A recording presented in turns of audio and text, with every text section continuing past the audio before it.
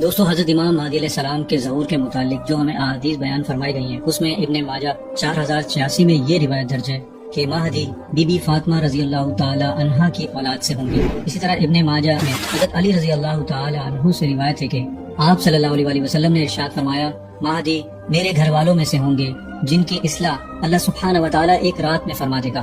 ترمذی 47 جلد نمبر 2 میں یہ روایت درج ہے کہ حضرت عبداللہ ابن مسعود رضی اللہ تعالی عنہ سے روایت ہے کہ نبی کریم صلی اللہ علیہ وسلم نے ارشاد فرمایا دنیا اس وقت تک ختم نہ ہوگی یہاں تک کہ میرے اہل بیت میں سے ایک شخص عرب کا بادشاہ ہو جائے جس کا نام میرے نام کے مطابق ہو۔ حضرت ابو سعید خدری رضی اللہ تعالیٰ عنہ سے روایت ہے کہ رسول کریم صلی اللہ علیہ وسلم نے ارشاد فرمایا مہدی مجھ سے میری اولاد سے ہوں گے، خوبصورت کشادہ پیشانی اور لمبی ناک والے ہوں گے، زمین کو اس طرح عدل و انصاف سے بھر دیں گے جس طرح وہ پہلے ظلم و ستم سے بھر چکی ہوگی، اور ان کی حکومت 7 سال رہے گی۔ ابو داؤد جلد نمبر 2 صفحہ نمبر 240۔ نبی پاک صلی اللہ علیہ وسلم نے ارشاد فرمایا امام مہدی کی ناک درمیان سے بلند ہوگی، پیشانی کھلی ہوگی، وہ ظلم و جبر سے بھرے خطے عرب کو انصاف سے بھر دے گا، 7 8 یا 9 سال حکومت کرے گا۔ اس کے دور میں حضرت عیسیٰ علیہ السلام کا نزول ہوگا۔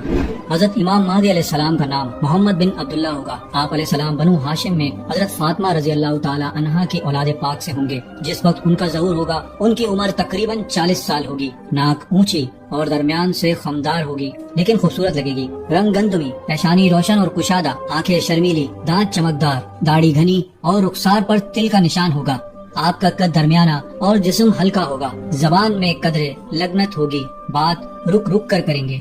حضرت امام مہدی علیہ السلام حسنی سید ہوں گے، وہ عام انسانوں کی طرح پیدا ہوں گے، 40 سال کی عمر میں تمام امت مسلمہ کے سردار بنیں گے۔ لوگ ان کے ہاتھ پر بیعت کر کے کفر کے خلاف عظیم جہاد شروع کریں گے جس کا منطقی انجام خلافت اسلامیہ کا قیام ہوگا۔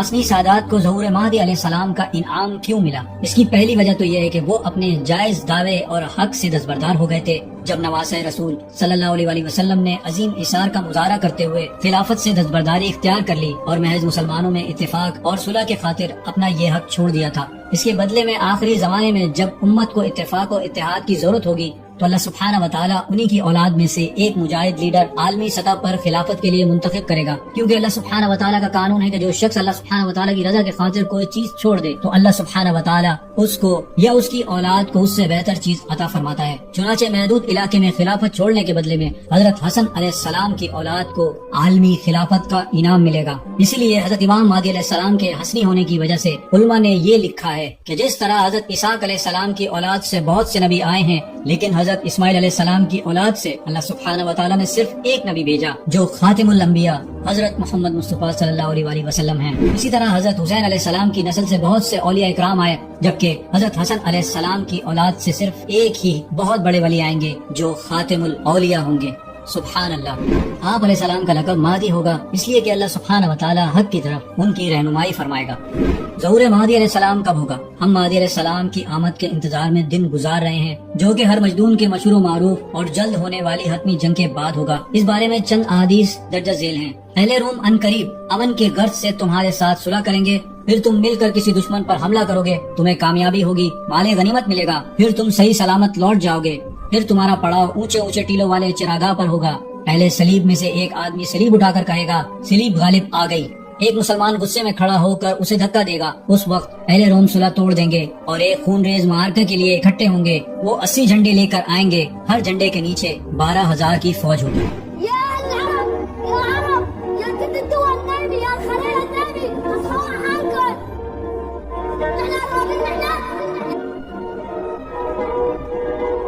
عیسائی 80 علم لے کر مسلمانوں کے اوپر حملہ آور ہوں گے اور ہر علم کے نیچے 12,000 فوجی۔ نیٹو کی تیاری کس کے لیے ہو رہی ہے؟